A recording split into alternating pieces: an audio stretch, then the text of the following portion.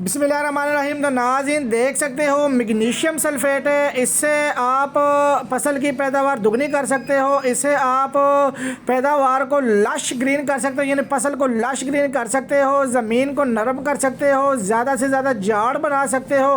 फी एकड़ 15 से 20 मन इजाफा कर सकते हो। तो ये मैग्नीशियम सल्फेट है। अगर इसकी परसेंटेज की बात करें तो 16% इसके अंदर मैग्नीशियम सल्फेट है, बकाया 13% इसके अंदर सल्फ़र है।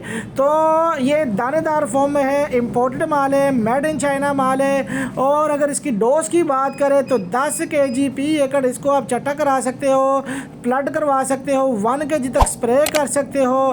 तो माल की गारंटी है। जल्दी जल्दी ऑर्डर करें और बेहतरीन रिजल्ट हासिल करने के लिए स्क्रीन के ऊपर चलते हुए नंबर पर रब्ता कीजिएगा 0325 25 66 99 2। इस नंबर पर रब्ता करके आप अपना ऑर्डर बुक करवा सकते हो। तो जी शुक्रिया आपका। ये देखें, ये तकरीबन 50 बैग चले गए बिल्टी में। जी शुक्रिया।